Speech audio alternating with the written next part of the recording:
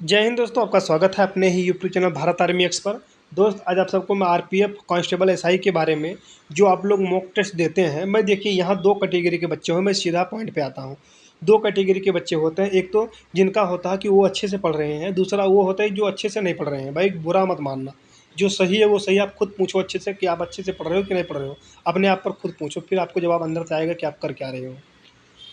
तो मैं पहले बच्चों करता हूँ, वो टेस्ट देते हैं, उनका 10 20 40 50 जो भी आता है वो उसी में खुश रहते हैं। और जो बच्चे पढ़ते हैं सीरियसली, उनका नंबर जब नहीं बढ़ रहा होता तो उनके मन में कहीं ना कहीं डाउट होता है कि मैं जिस टीचर थे या जिस बुक से पढ़ रहा हूँ, क्या वो सही दिशा में पढ़ रहा हूँ कि नहीं पढ़ रहा हूँ।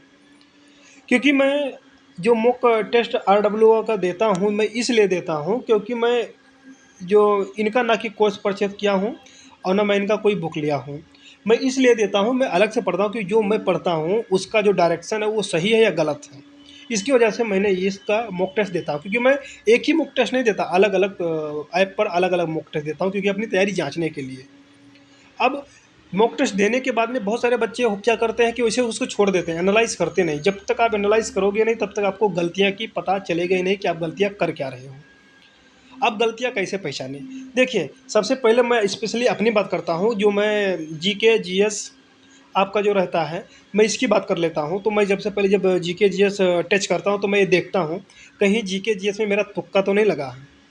जो मेरे को क्वेश्चन आता था, वो आता था। कभी-कभी क्या होता है, ए और बी में कन्फ्यूजन हो जाता है, तो उसको चेक करता हूँ कि मेरा को क्या मतलब कौन से क्वेश्चन पे तुक्का लगा, कौन सा क्वेश्चन तो जो सही था वो मुझे पता ही था। और दूसरी बात, गलत क्या हुआ, मतलब कौन से टॉपिक से, पॉलिटी से गलत हुआ, कि ज्योग्राफी से गलत हुआ, कि इकोनॉमिक्स से गलत हुआ, कि हिस्ट्री से गलत हुआ, कहाँ से गलत हुआ, उसको मैं देखने की कोशिश करता हूँ। अगर मैं मैथ की बात कर लेता हूँ, मैथ का तो सबसे पहले मैं ये चेक करता हूँ, जो हमारा गलत हुआ, गलत क्यों हुआ? गलत क्यों हुआ? क्या कॉन्सेप्ट में कुछ दिक्कत था, या कुछ फार्मूला भूल गया था, या वो क्वेश्चन मैं पढ़ा था पर मेरे को ध्यान नहीं आ रहा था, उसके ऊपर काम करूँगा। उसको एक अलग से नोट डाउन करूँगा वो क्वेश्चन।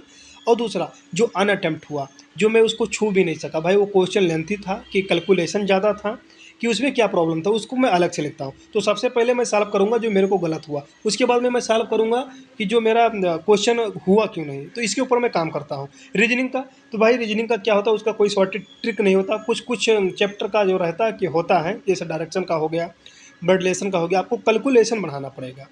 और सबसे बड़ी बात मैं आप लोगों को बताता हूँ, अगर आप लोग मैथ और रीजनिंग का टेस्ट कभी भी देते हो या एग्ज़ाम भी कभी भी देते हो, तो आप हमेशा, मैं ये पूरी ईमानदारी से बता रहा हूँ, आप हमेशा सम डिजिट नंबर का प्रयोग करो। उससे क्या होता है, आपका टाइम का बचत होएगा। आप एक चीज़ ये नोट डाउन करके लिख लेना, कभी भी आप खुद पे खुद लगा के देखो आपका कितना टाइम बचत करता है। तो ये बात होगी। तो ये तो हो गया मॉक टेस्ट एनालाइज का।